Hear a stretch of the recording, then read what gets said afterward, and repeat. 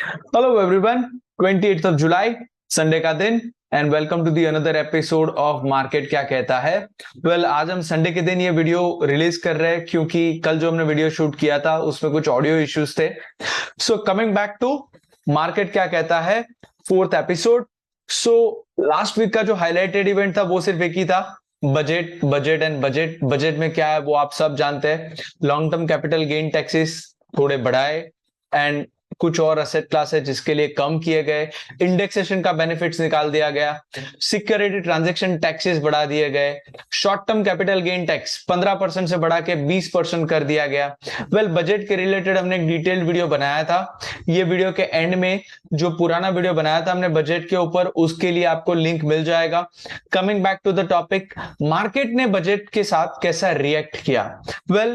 Tuesday को जब budget release हुआ, उस दिन जब टैक्सेस के अनाउंसमेंट हुए तो मार्केट अराउंड 1200 पॉइंट का डीप आया था, but again market reacted maturely and by the end of Friday, of course कल मार्केट में अच्छा रिकवरी भी आ गया। 1200 पॉइंट का सेंसेक्स में तेजी था। सो बेसिकली फ्राइडे का जो पूरा रिकवरी है उसमें किसने पार्टिसिपेट किया, कौन से स्टॉक्स ने पार्टिसिपेट किया।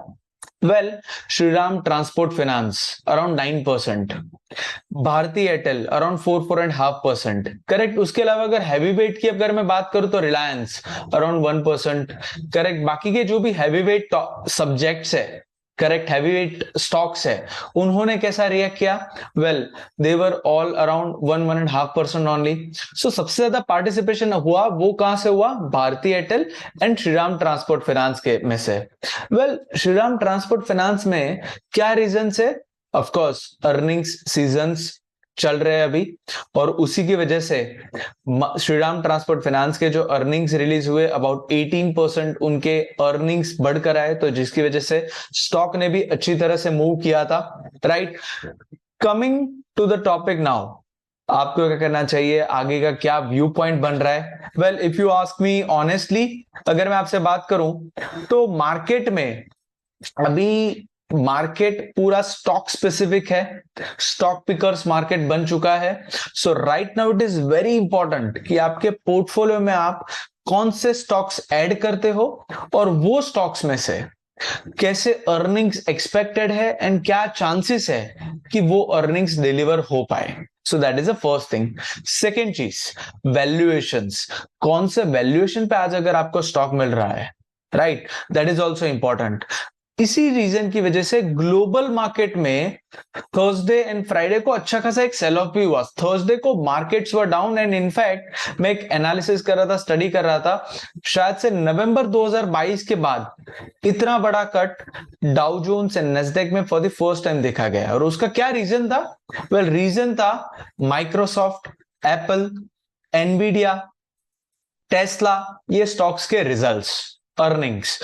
एक्सपेक्टेशन था कि बहुत ही अच्छे अर्निंग्स आएंगे, और आप सभी को पता है कि आर्टिफिशियल इंटेलिजेंस, एआई रिलेटेड जितने भी स्टॉक्स है उसका ऑलरेडी बहुत ही एक अच्छा वैल्यूएशन दे चुका है मार्केट।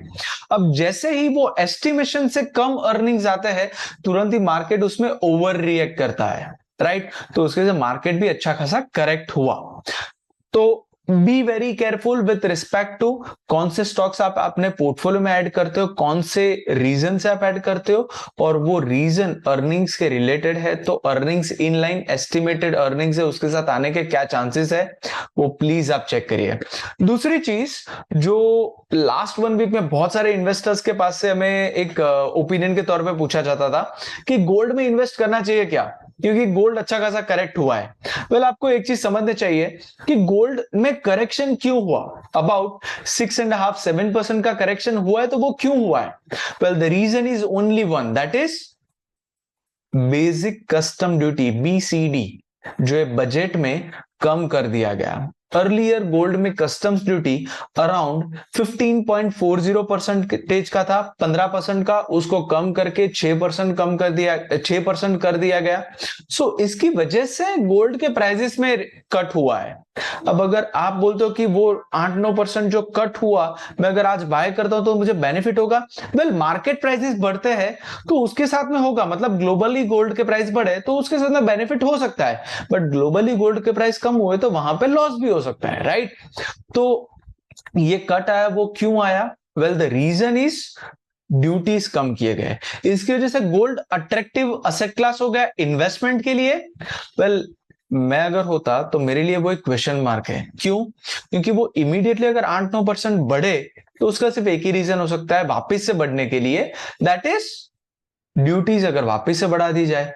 करेक्ट, बट वो अभी तो इंट्रोड्यूस हुआ है तो ड्यूटीज वापिस से बढ़ा दे, वैसा शायद ना हो।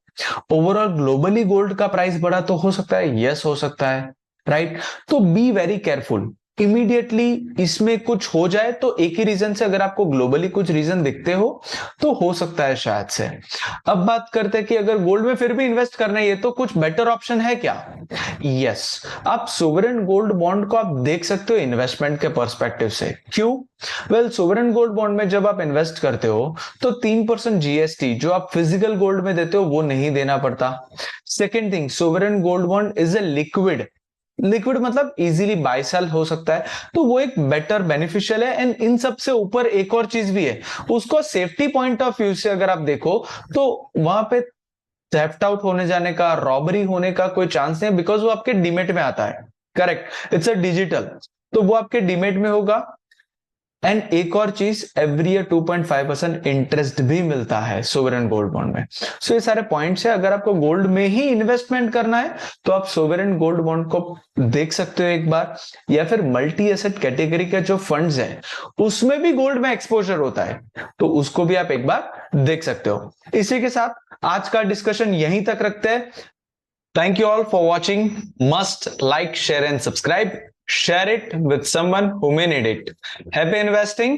See you all in the next weekend's video.